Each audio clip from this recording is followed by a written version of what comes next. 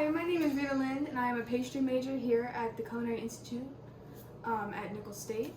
And I will be explaining gum paste and how you can use it in cake decorating by showing you how to make roses without wires or fancy tools.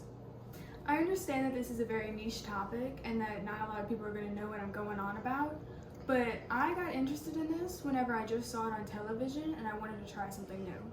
So that's really something that I want you to take away from this demonstration, is to try something that sparks your interest. You never know where it may lead. So I wasn't a master at this whenever I started, obviously, and I'll insert some images of my first few roses here. But the important thing for you to learn from this is that practice is super important when trying a new skill. So don't get discouraged the first few times that you do something and it doesn't turn out like the professionals who've been doing it for years. But then also that just trying things can really spark a new passion, because this is one of the things that I want to do whenever I graduate from the John Foles Culinary Institute. So sadly in this demonstration I do not have time to show you how to make gum paste, but the recipe on Vina Arzimov's, I really hope I'm saying that right, website is really in-depth and it works super well for a really humid climate, unlike Nicholas Lodge's, which is more whipped and therefore isn't as dense.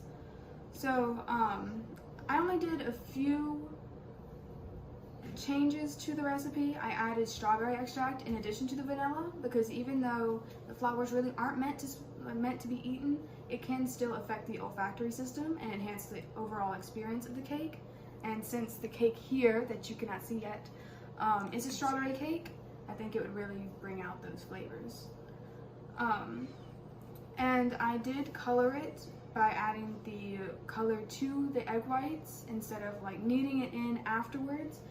I added liquid food coloring, but since I added less than a quarter of a teaspoon, it didn't affect the consistency. However, if you are kneading it in afterwards, you want to use powder or gel, because the liquid will just run everywhere and it's just not going to work.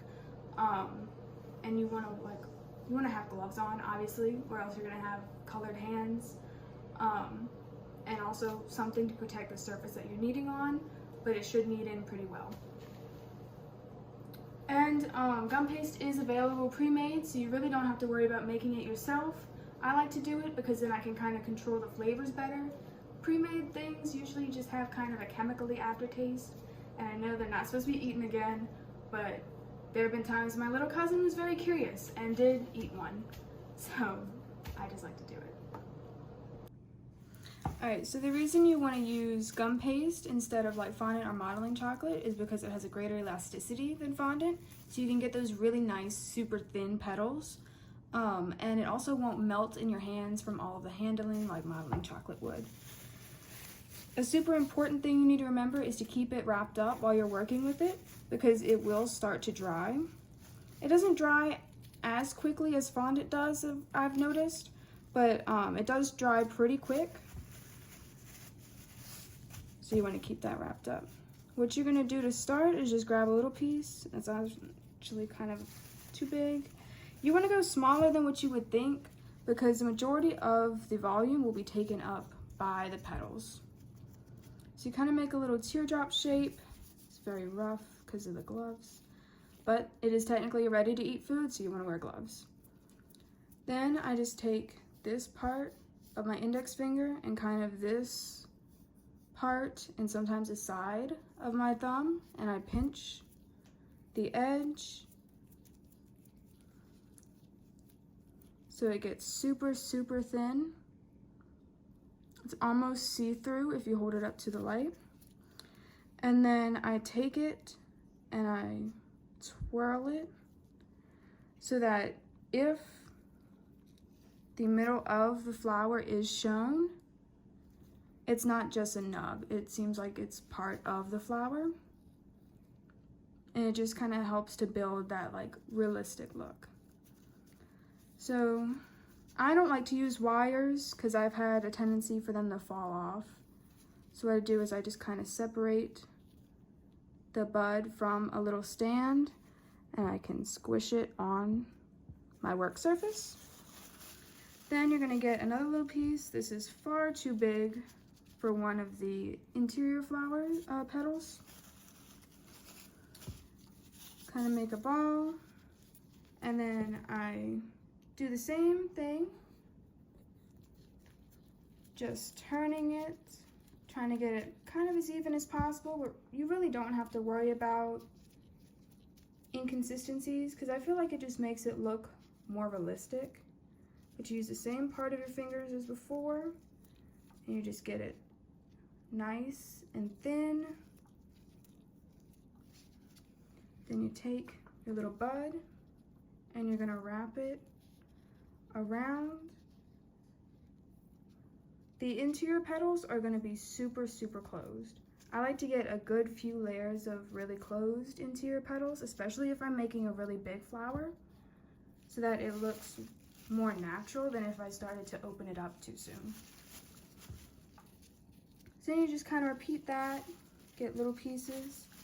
An important thing you want to notice is that I am making sure that the petals, at least mostly, go all the way down the bud and don't just stop here or like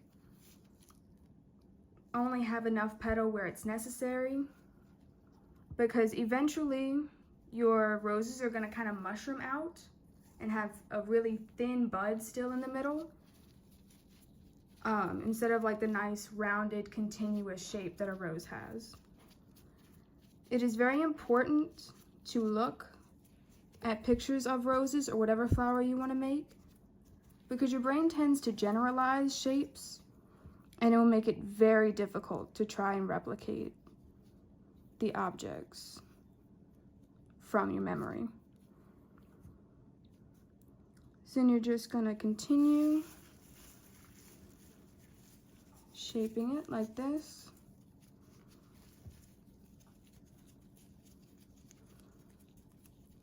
And since I don't use wires, the bottoms of my roses generally don't look very pretty because, you know, things happen. The outside layers are gonna wind up drying faster than the inside because the outside layers shield the inside from the air. And so sometimes it gets cracks or anything. But I just like to stick them in the frosting and hide them. No one's ever really noticed them. Especially if you're just beginning, I wouldn't be too concerned about it.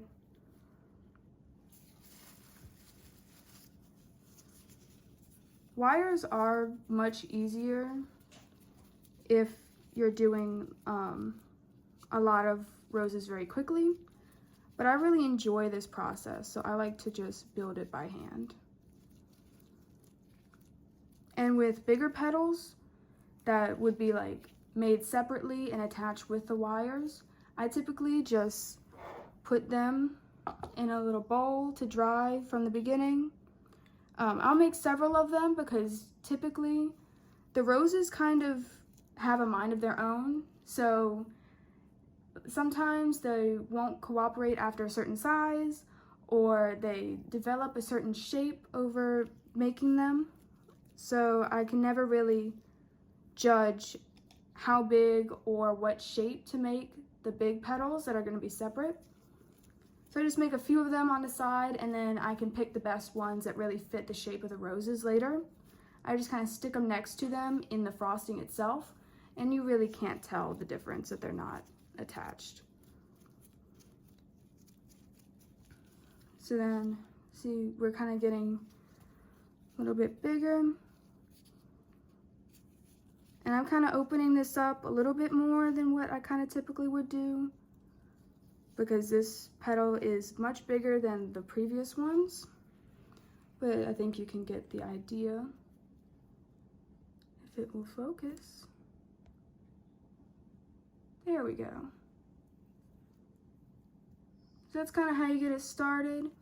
Then you kind of just work your way up through various sizes of petals, layering them as much as you can. You don't have to worry about like picking up a part of the petal and sticking another part underneath, because once there's so many layers, you can't tell that they're just kind of layered on top of one another, and that's typically how roses grow anyway.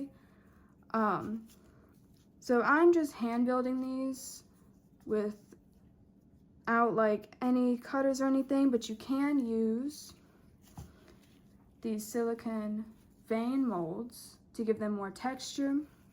I'll show you how that looks. And this kit came from Michaels with a set of cutters. I think this was actually to make a peony, but the difference between the rose one and this one was that the veins were just more prominent, and I think the rose one had a straight cutter edge. So I just got this one because I can use it for roses anyway, and they still look fine. Again, I typically don't, but I'll show you how to use them. So you just kind of go like this. You wouldn't really smash out the piece with your fingers and then cut it. You would just like roll a sheet of gum paste. So this is about the thickness that I want, but it can go a little bit thinner. So then I put it in between. Don't press too hard because the indentions will cut the gum paste. So you can see the texture here. It's very prominent and it's not really very rose-like. Roses have very delicate veins, so then I just go back and I tap it until there's just slight indentions. And then you can build your rose with that.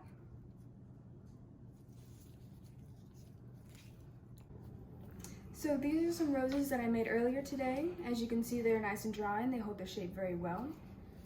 Whenever the roses get kind of big, like this one or the orange one here, you may have to hold the rose upside down so that the bigger petals don't like droop and fall off on you. Again, that's typically why people use wires. They'll just hang them up and leave them be while they make other ones. But I like to take my time and really make them very slow. It's just something I enjoy. This rose here, I used the veining. If you can see, it has more texture than these other roses. It's really up to you. I think both look very nice. I guess that would go with different styles of cakes. These petals here, I use the cutters as well as the veining tool. I typically don't use the cutters because I really like the non-uniformity of just making and pressing out the petals. So I hope you have learned not only how to make a gum paste rose, but also to just try new things and see what sparks your interest. Thank y'all for watching, and I hope you have a wonderful day.